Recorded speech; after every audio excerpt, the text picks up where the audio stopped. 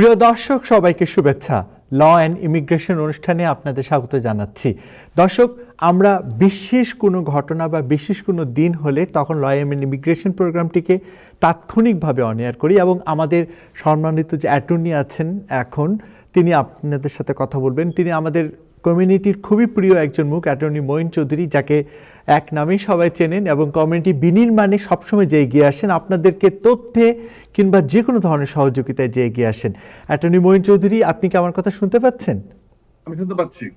আপনাকে অসংখ্য ধন্যবাদ আমাদের এই আয়োজনে থাকার জন্য। খুব স্বাভাবিকভাবে আপনার খুবই ব্যস্ততম সময় কাটছে, প্রচুর ফোন, এখনও আমরা জানি যে অনেক মানুষ আপনার সামনে আছে, তারপরেও টাইম টেলিভিশনকে আপনি সময় দিয়েছেন, টাইম টেলিভিশনের দর্শকদেরকে আপনি সময় দিয়েছেন, এর জন্য অসংখ্য প্রথমে ধন্যবাদ জানাচ্ছি। একদম শুরুতেই যে বিষয়টি এখন বাংলাদেশ সহ যুক্তরাষ্ট্র সহ বিভিন্ন কমিউনিটিতে যেটা আলোচনার বিষয় এসেছে, সেই বিষয়টি নিয়ে আপনাকে প্রশ্ন করব। তা হলো যে বাংলাদেশ সহ যে ৭৫টি দেশের নাম এসেছে যে ইমিগ্রেন্ট ভিসা স্থগিত, এবং এই বিষয়টি নিয়ে যদি আপনি আমাদের দর্শকদেরকে একটু ডিটেলসে যেতেন, কারণ অনেকের মধ্যে মনে হচ্ছে যে তাহলে কি B1 B2 স্টুডেন্ট কিংবা মেডিকেল অন্যান্য ভিসার উপরে কি এটা প্রভাব আছে, নাকি অন্যান্যগুলো স্থগিত? অনেক প্রশ্নের জন্ম হয়েছে। আপনি আমাদের দর্শকদেরকে পুরো বিষয়টি যদি একটু ক্লিয়ার করতেন। ধন্যবাদ। ডিপার্টমেন্ট অফ স্টেটের ঘোষণা অনুযায়ী জানুয়ারি 21, 2026 থেকে সকল ধরনের ইমিগ্রেন্ট ভিসা প্রসেসিং বন্ধ থাকবে। এর মধ্যে আনফরচুনেটলি বাংলাদেশের নামটাও চলে এসেছে। যেই কারণে চলে এসেছে, যেই দেশের লোকজন আমেরিকাতে এসে পাবলিক চার্জ হয়েছে, মানে সরকারি সুযোগ সুবিধা নিয়েছিল বা নিচ্ছে বা নেবে, এটা তদারকি করার শেষ পর্যন্ত তারা এটা চালু করবে না। তবে এটা বাতিল হয় নাই, শব্দটা আমার সোশ্যাল মিডিয়া আমি লিখেছি, শব্দটা হচ্ছে স্থগিত। সো এই জানুয়ারি 21, 2026 থেকে সকল ধরনের ইমিগ্রেন্ট ভিসা স্থগিত থাকবে। যাদের ইন্টারভিউ ছিল তারা এই ঘোষণা অনুযায়ী এরপরে আর তাদেরকে ডাকা হবে না, তাদের রিস্কেডিউল করা হবে, অথবা তারা যদি চিঠি না পায় তারা এমবাসিতে যোগাযোগ করতে পারে। কিন্তু এই ঘোষণার প্রেক্ষিতে এটা সম্পূর্ণ স্থগিত হয়ে গেল। তবে এই ক্ষেত্রে B1 B2 ভিসায় কোনো প্রভাব পড়ার কথা না, যেহেতু এটা B1 B2 non immigrant visa. Immigrant ভিসার মধ্যে পড়তেছে F1 F2, F হচ্ছে family based, F1 F2 A, F2B, F3, F4 এই ক্যাটাগরিগুলা। যেমন আরো সহজ করে বলতে গেলে, যদি কোনো স্বামী স্ত্রী তার জন্য অ্যাপ্লাই করে থাকে, ওইটা যারা হয়তো ডকুমেন্টারি কোয়ালিফাই হয়ে গিয়েছিল কিন্তু ফেব্রুয়ারি 21 এর পর ইন্টারভিউ ডেট পড়েছে, অথবা ফেব্রুয়ারি এখন পর্যন্ত ডেটের অপেক্ষা করছে, তারা এটা আওতায় পড়ে যাবে। মা বাবার জন্য কেউ অ্যাপ্লাই করে থাকলে তারা এটা আওতায় পড়বে। ভাই বোনের জন্য অনেকে 20 বছর যাবত অপেক্ষা আছে, তারা এটা আওতায় পড়বে। তবে আপনারা ভয় না পেয়ে, বেশি মানে খুব একটা যে আতঙ্কিত না হয়, এটা আবার হবে, একটু পজ যাবে। পজ মানে স্থগিত থাকাতে হবে কি, একটু ব্যাকলগ হবে, সময় হয়তো বেশি লাগবে, কিন্তু আপনাদের বাতিল হয় না, বাতিল হবে না। আবারও বলছি, ইমিগ্রেন্ট ভিসা বাতিল হবে না, বাতিল হয় না, যেহেতু আপনারা টাকা নিয়েছে এবং অ্যাপ্রুভ পিটিশনে বাতিল হওয়ার সুযোগ খুবই কম। সো এই ক্ষেত্রে আপনারা শুধু অপেক্ষায় থাকতে হবে। অনেকেই দীর্ঘদিন অপেক্ষা করছেন, আরো অপেক্ষা করবে। এবং EB1, EB2, EB3 এইগুলো এফেক্ট হবে। যাদের ভিসার ডেট, ইন্টারভিউ ডেট বাকি ছিল, ওরা এফেক্ট হবে। EB1 এ হচ্ছে এক্সট্রাঅর্ডিনারি ক্যাটাগরি, আমরা খুব ভালোভাবে করি, যারা শিল্প সাহিত্য সংস্কৃতি, নায়ক নায়িকা, গায়ক গায়িকা, তাদের জন্য। তারা যদি এক্সট্রাঅর্ডিনারি কোয়ালিটি থাকে, we do it for them. এটাও যদি আমেরিকায় থাকে এফেক্ট হবে না। কিন্তু এই যে ভিসা প্রসেসিংটা বাংলাদেশ থেকে এটা বা অন্য দেশ থেকে আসলে, এটা যে 75 দেশ, তাদের মধ্যে থেকে এটা মানে স্থগিত করা হয়েছে। EB2 NRW যারা, তাদেরটাও স্থগিত হয়েছে, এবং EB3 যারা কাজ নিয়ে যারা ভিসার জন্য আবেদন করেছিলেন, তারাও দেশের ইন্টারভিউটা স্থগিত থাকবে। সো এই ক্ষেত্রে সবাইকে অনুরোধ করবো, আপনারা প্যানিক না হয়ে আপনাদের উচিত হবে একটু অপেক্ষা করা আমাদের। এবং দেশের যারা, এই দেশে যারা আছেন, তারা আপনারা চেষ্টা করবেন যতটুকু সময় পাবলিক চার্জ না হওয়ার জন্য। পাবলিক চার্জ বলতে সরকারি কোনো সুযোগ সুবিধা, ফুড স্ট্যাম্প, মেডিকেড অবশ্য সব স্টেটে দেওয়া হয় না, কিছু স্টেটে দেওয়া হয়, এবং আর্থিক কোনো সহায়তা, স্ন্যাপ বেনিফিট, এগুলা না নেওয়ার চেষ্টা করবেন, যেহেতু এটা বর্তমান প্রশাসন খুব সিরিয়াসলি দেখতেছে। ফিউচার বেনিফিট এফেক্ট আসতে পারে। এবং দেশ থেকে যারা আসবেন, বা ট্যুরিস্ট ভিসা যারা আসবেন তাদের উচিত হবে এই দেশে এসে কোনো হেলথ ইন্স্যুরেন্স না করা, টাকা দিয়ে কিনবেন, সরকারি সাহায্যে কোনো ধরনের সুযোগ সুবিধা নেবেন না এবং মিথ্যা তথ্য দিয়ে কোনো সুযোগ সুবিধা নেবেন না, এটা আমাদের প্রত্যাশা। আপনার অনেক আপনার উত্তরের মধ্যে থেকেও কিন্তু অনেকগুলো প্রশ্ন চলে আসলো। আপনি জি অনুমতি দিলে আমি একটু সিকোয়েন্সলি বলতে পারি। জি জি জি ব্যাপারটা আঙ্কেল হলো বলেন। ব্যাপারটা হলো এরকম যে অপেক্ষা মানে খুব সহজভাবে আপনি বললেন যে এখন অপেক্ষা করতে হবে এবং খুব চমৎকার ব্যাখ্যা করলেন এটা বাতিল নয়, এটা স্থগিত। স্থগিত জি মানেই হচ্ছে এখন আরও মানে মনিটরিং করা হবে, পর্যবেক্ষণ করা হবে। তো আমার প্রথম প্রশ্নটা হচ্ছে যে অপেক্ষা বলতে এই অপেক্ষাটা কি দিন, মাস না বছর? মানে এটা আপনি একজন দক্ষ আইন অ্যাটর্নি হিসেবে আপনি কি মনে করেন এই সময়টা কেমন হতে পারে?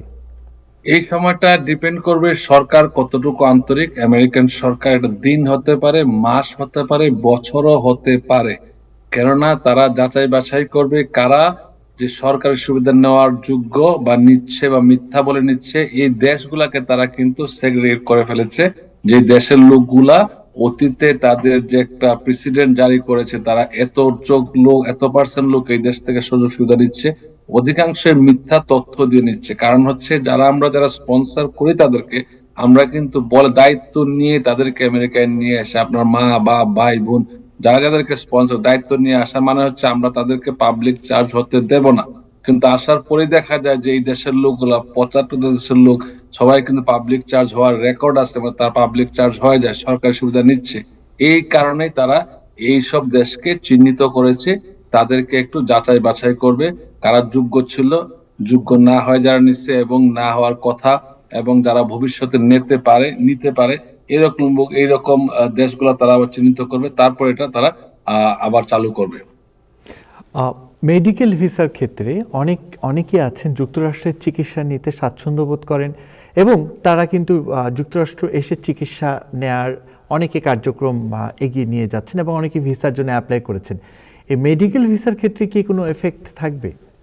ধন্যবাদ। মেডিকেল ভিসা এফেক্ট থাকার কথা না, যদি আপনি টাকা দিয়ে চিকিৎসা করেন। দেখা যাচ্ছে যে আপনি বাংলাদেশ থেকে বা যে কোনো একটা কান্ট্রি থেকে আসার সময় দেখেন যে আপনার 2 মিলিয়ন টাকা আছে, বা 20 লাখ টাকা, বা আপনার একটা সার্টেন অ্যামাউন্ট টাকা আছে যে আপনি আমেরিকাতে চিকিৎসা করবেন। কিন্তু পরবর্তীতে আমেরিকা আসার পর আপনারা করেন কি, মেডিকেট নিয়েছেন, that means you become public charge. আসতে বলছেন সরকারি সুবিধা নেবেন না, কিন্তু আসার পর আপনি বেনিফিট সরকারি সুবিধা নিচ্ছেন। এই জিনিসগুলা তারা খুব নেগেটিভ ভাবে দেখছে, এবং এতে ফিউচার ইমিগ্রেন্ট হওয়ার ক্ষেত্রে সমস্যা হবে। আপনাকে একদম একটা ব্যক্তিগত বিষয় বলতে চাই। আমারই পরিচিত একজন ছোট ভাই, ও বিয়ে করেছে 5 মাস আগে। তো স্বাভাবিকভাবে বিয়ের পর তার ওয়াইফের জন্য অ্যাপ্লাই করেছে। তার ওয়াইফেরও শুনলাম যে খুব শীঘ্রই ডেট হতে পারে।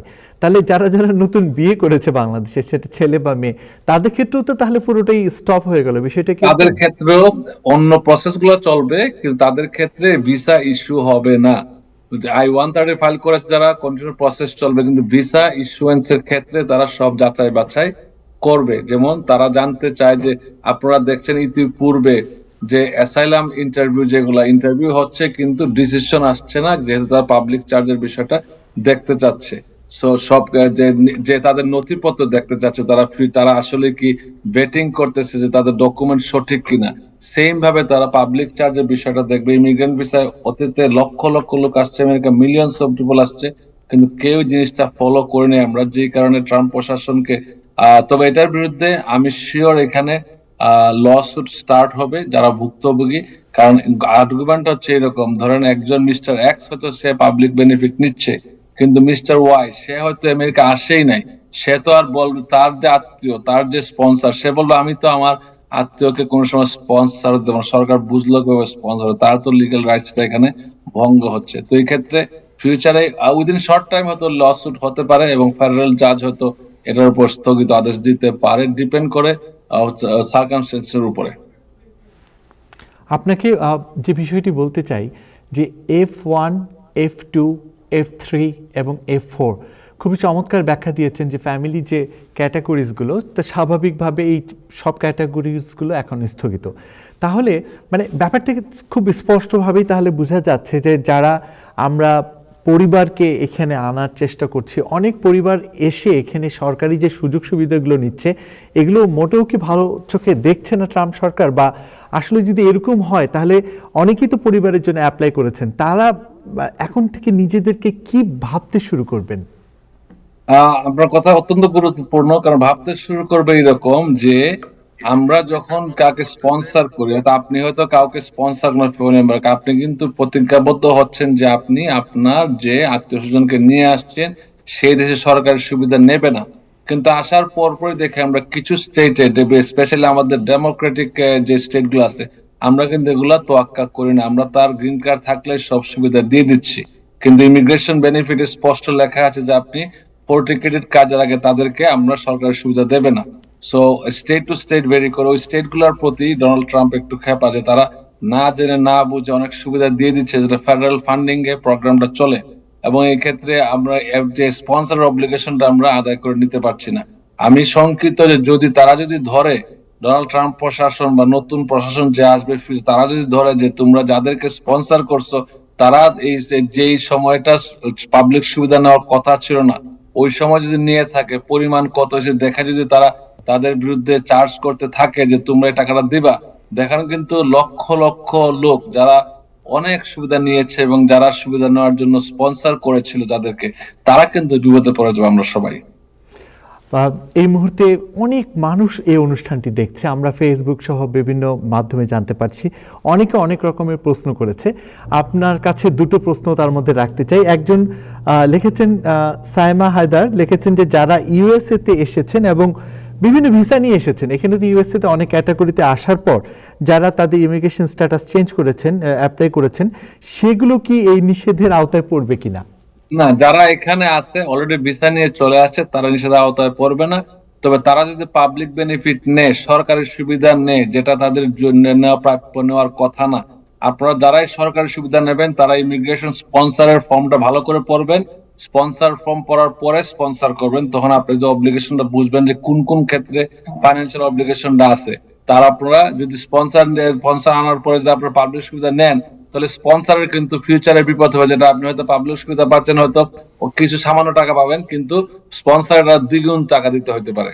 এবং তার আমেরিকায় যদি কাউকে চার্জ করে এবং যদি বাধ্য করতে থাকে, এই সরকারের অধিকারটা আছে, বাধ্য করতে পারবে, বাধ্য করতে পারলে কিন্তু বেতনের অংশ থেকে তাকে আমেরিকায় টাকা কেটে নেওয়া সম্ভব।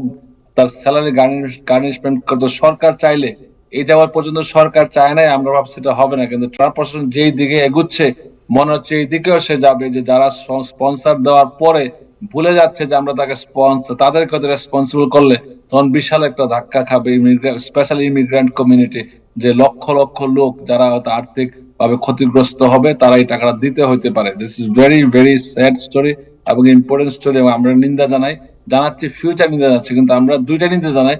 ট্রাম্প প্রশাসন যে কাজটা করেছে এটা আমরা কমপ্লিটলি একমত না, কারণ এটা ফিউচার যারা আসবে তারা তো সে বলতে পারে না যে পাবলিক চার্জ হবে, এমন হয়তো নতুন নতুন লোক তারা হয়তো পাবলিক চার্জ হবে না। আবার অতীতে যারা পাবলিক চার্জ হয়, যারা সরকার তাদেরও নিন্দা জানে, তারা সরকার আইন ভায়োলেট করা ঠিক হয় নাই। আরেকজন আবুল কালাম লিখেছেন যে হোয়াট অ্যাবাউট ইবি3 adjustments of status those who are already insiders, এই বিষয়ে নিয়ে যদি আমেরিকায় থাকেন, ইবি3 যদি করা থাকে এবং যদি আপনার এমপ্লয়ার স্পন্সর করে, এই ক্ষেত্রে দুর্নীতি হচ্ছে। যদি যে দেখা গেল আপনাকে এমপ্লয়ার স্পন্সর করলো, কারণ এমপ্লয়ারই নাই, আপনার অনেক সময় ফেক কিছু থাকে, এগুলো টেক্সাস অনেককে ধরা হয়েছে যারা এইসব ফেক জিনিসপত্র করতো, এবং এমপ্লয়ে দেখা যায় এমপ্লয়ার টাকা নিয়েছে এমপ্লয়ের কাছ থেকে, এটা কিন্তু অন্যায়। দুনিয়ার কোন দেশে কাজ পাওয়ার জন্য টাকা নিয়ে টাকা কেউ নেয় না, যে আমাকে কাজ দিবেন আমি বিনিময়ে টাকা দেবো আপনাকে, এটা হয় না। সেই যে সরকার জানতে পারলে এগুলোর সমস্যা হবে। যদি আপনারা বিবৃতি করে থাকেন, লিগ্যাল স্ট্যাটাস থাকে ফাইন, যদি লিগ্যাল স্ট্যাটাসের বাইরে চলে গিয়ে থাকেন দেন আপনাকে এইখানে কিন্তু কনসিকুয়েন্সটা ভেরি হাই। আপনার কাছে শেষ আর দুটি প্রশ্ন, আমি জানি আপনি অনেক ব্যস্ত মানুষ, দুটি প্রশ্ন থাকবে। ইবি1 শিল্পী, সাহিত্যিক, সাংবাদিক, সংস্কৃতি কর্মী, ইবি2 এবং ইবি3, আমরা জানি যে এই তিনটা ক্যাটাগরিজ আপনি কিছুক্ষণ আগে যেটা বলেছেন, যারা এখানে অ্যাপ্লাই করেছেন, এখানে এসে অ্যাপ্লাই করেছেন, তাদের প্রেক্ষাপট নিয়ে আপনি বলেছেন। আর যারা দেশের বাহির থেকে অ্যাপ্লাই করেছেন, দেশের বাহির থেকে যারা অ্যাপ্লাই করেছেন তাদের ক্ষেত্রে কি পুরোপুরি স্থগিত কিনা এই বিষয়টা একটু ক্লিয়ার করবেন, আর এখানে যারা অ্যাপ্লাই করে আছে তাদের অবস্থাটা কি? যারা এইখানে যারা অ্যাপ্লাই করে আছেন তাদেরটা এইখানে অনুযায়ী দেখা হবে, আর দেশেরটা সম্পূর্ণ স্থগিত। আমেরিকার বাইরের প্রসেসটা সম্পূর্ণ স্থগিত, এখানেরটা কেস বাই কেস ভেরি করা হবে। তারা তো এখানে থাকলে বেটিং করতে পারছে এই লোকটা আসলে পাবলিক চার্জে পড়বে কিনা, পাবলিকের নতুন রুলস আসতে পারে, এবং EB1, EB2, EB3 এই ক্যাটাগরি গুলো এটা এফেক্টেড হবে। অধিকাংশ ক্ষেত্রে দেশ থেকে আসছে, এখানে যদি অ্যাডজাস্টমেন্ট করে থাকেন তখন যারা দেখাইতে পারে আপনার স্পন্সর থাকে দেশকে, স্পন্সর না থাকলে অনেক ব্যাপার সবার এখানে তারা বেটিং, এখানেও তারা বেটিং করে। পাবলিক চার্জটা ট্রাম্প প্রশাসন আমরা অতীতে দেখেছি। I have been practising for last 20 years in this country as an attorney at law. আমি সব প্রশাসন দেখেছি। আমি ওবামা প্রশাসনের সময় অ্যাটর্নি ছিলাম, বাইডেন প্রশাসনের অ্যাটর্নি ছিলাম, ট্রাম্প প্রশাসনের অ্যাটর্নি ছিলাম, আমি এখন আবার ট্রাম্প প্রশাসনের অ্যাটর্নি হিসেবে আছি। তো আমরা দেখছি যে কি হচ্ছে না হচ্ছে। ট্রাম্প এগুলা খুব সিরিয়াস আকারে নিচ্ছে, আপনারা একটু সতর্ক থাকবেন। এটার কারণে হয়তো অনেকে, আমি আবারও বলছি, মিথ্যা তথ্য দিয়ে সরকারি সুবিধা নিলে গ্রিন কার্ড বাতিল হয়ে যাওয়ার সম্ভাবনা আছে, অ্যারেস্ট হতে পারেন, প্রসিকিউট হতে পারেন। এবং সরকার যেসব স্টেট গুলা ফেডারেল গভর্নমেন্টের মানে সাথে সামঞ্জস্য না রেখে পাবলিক বেনিফিট মানে সরকারি সুবিধা দিয়েছে, এই স্টেট গুলা থেকে বাজেট হয়তো কমায় ফেলতে পারে, হোল্ড করতে পারে, এবং স্টেটকে চাপ দেবে তারা যেন ফিউচারে বেনিফিট যখন দিচ্ছে খুব জেনে শুনে যেন বেনিফিট দিচ্ছে। বাংলাদেশ থেকে যারা আমেরিকায় ইমিগ্রেন্ট হওয়ার স্বপ্ন দেখছিল, তাহলে কি তাদের, আপনি তো নিজেও বাংলাদেশে বিভিন্ন সময় গিয়েছেন, প্রেস ক্লাব সহ বিভিন্ন কমিউনিটির বিভিন্ন মানুষের সাথে কথা বলেছেন, ইমিগ্রেন্ট ইস্যু নিয়ে কথা বলেছেন, তাহলে বাংলাদেশের মানুষদের জন্য একদম শেষ প্রশ্ন, যারা ইমিগ্রেন্ট হয়ে আসতে চায় তাদের তাহলে কি, তাদের জন্য কি মেসেজ আপনার? তাদের জন্য মেসেজ হচ্ছে, আপনারা যারা দীর্ঘদিন অপেক্ষা করছেন, যুগের পর যুগ, কেউ বছর, কেউ যে ডেকেড অপেক্ষা করছেন, তাদের জন্য আমাদের পরামর্শ হলো আপনারা একটু স্কিল নিয়ে আসেন। আর ইংলিশটা একটু বুঝে শুনে আসবেন, স্কিল নেওয়ার চেষ্টা করেন। আমেরিকা আসলে যে বসে বসে খাবেন এই চিন্তাটা না করে আমেরিকা আসেন। আমেরিকা আপনাদেরকে স্বাগত জানাচ্ছে। কিন্তু যেহেতু অতীতে এই 75 দেশের লোকজন মানে সিরিয়াসলি সরকারি সুযোগ সুবিধার একটা কি বলেন মানে খুব খুব বাজেভাবে ব্যবহার করেছেন, মিথ্যা তথ্য দিয়ে, জন্য সরকার খুবই আন্তরিক না এইসব ক্ষেত্রে। সরকার যা আপনারা আছেন এই দেশে সরকারের বোঝা না হয়, সরকারি আপনারা কন্ট্রিবিউট করে, দ্যাটস আমেরিকা ওয়ান্টস। তাহলে আমরা বলতে পারি না যে আমাদের বর্তমান সরকার বা আমরা সবাই মিলে আমাদের ইমেজটাকে যেন আবার পুনরুদ্ধার করা যায়, এই জন্য কি সবাইকে এগিয়ে আসা উচিত না? কমিউনিটি পার্সন থেকে শুরু করে গভর্নমেন্ট সবাই। ইয়েস, সবাই, আমি চাইবো এটা, আমিও এটাই বলি, সবাই আমরা এগিয়ে আসি, আমরা কন্ট্রিবিউট করে আমেরিকাতে। কিন্তু আমেরিকার কিছু আইন আছে খুবই এক্সট্রিম হচ্ছে বর্তমান সময়ে, যেটা আমরাও নিন্দা জানাই, এক্সট্রিম, কিন্তু আইনের মধ্যে সবার থাকা উচিত আমি মনে করি। সবাইকে ধন্যবাদ, আপনাকে ধন্যবাদ। আপনাকে অসংখ্য ধন্যবাদ, অসংখ্য ধন্যবাদ। আপনি অনেক ব্যস্ততার মধ্যে আমাদের সময় দিয়েছেন। টাইম টেলিভিশন দর্শকরা এবং কমিউনিটির মানুষরা আপনার এই স্পিচে অনেক উপকৃত হলো। ধন্যবাদ আপনাকে। দর্শক, একটি বিষয় খুব স্পষ্টভাবে মেসেজটি ক্লিয়ার, যে সত্যিকার অর্থে আমরা যারা বাংলাদেশি, বাংলা ভাষাভাষী মানুষ যারা এখানে বসবাস করছি, বা দেশ থেকে আমরা ইমিগ্রেন্ট হয়ে যাদেরকে আনছি না কেন, সরকারি সুযোগ সুবিধার উপরে অনেক বেশি নির্ভরশীলতা হওয়ার জন্য আজকে এই তালিকায় আমাদেরও বাংলাদেশের নাম চলে আসলো। আমাদের এখন সকলে মিলে এগিয়ে আসতে হবে, সরকারকেও এগিয়ে আসতে হবে। এই তালিকা থেকে যত দ্রুত সম্ভব আমরা নিজেদেরকে কিভাবে সরিয়ে রাখতে পারি, কারণ এটি কিন্তু স্থগিত করা হয়েছে, বাতিল করা হয়নি। আমাদের যারা খুব কাছের মানুষ দেশে বসবাস করছেন, আমাদের অনেকেরই স্বপ্ন আমাদের কাছাকাছি তারা থাকবেন। আমাদের এই স্বপ্নকে যদি আমরা বাস্তবে রূপ দিতে চাই, সেজন্য আমাদের কাঁধে কাঁধ রেখে কাজ করতে হবে। আর একটি বিষয় স্পষ্টভাবে বলে রাখতে চাই, কোনো অনিয়ম নয়, সবকিছু নিয়মের মধ্যে থেকেই এদেশে আপনাকে এগিয়ে যেতে হবে। ল অ্যান্ড ইমিগ্রেশন প্রোগ্রামে আপনাদেরকে শেষ করছি। আজ এ পর্যন্তই। ভালো থাকুন, সুস্থ থাকুন।